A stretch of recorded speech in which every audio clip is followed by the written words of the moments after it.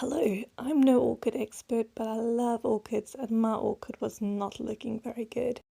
So I resorted to frantic Googling to try to figure out what could be wrong. Apparently you have to check out the roots and check for any brown, rotting roots. So it turns out, although my roots are not looking green and silver as they're supposed to, that's just because they're not exposed to sunlight. So you're supposed to feel around, feel for any sort of squishy roots and cut anything bad off. Thankfully, I didn't have too many to cut off. Then, keeping the same size of pot, because the orchid hadn't yet outgrown the size of pot, I took some orchid bark, which I'd pre-soaked. So you have to apparently soak it in warm water beforehand for like 30 minutes to 1 hour, just to make it absorb moisture, so the orchid's not going to struggle when it gets into this new environment.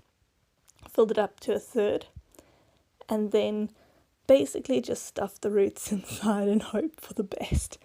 So there's me struggling a little bit.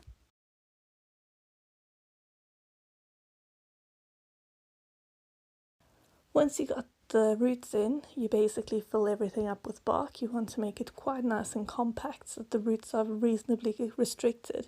Look at those beautiful flowers, by the way. So this is the orchid after repotting. And then 2 or 3 days later, it seemed to have perked up, so that somehow worked.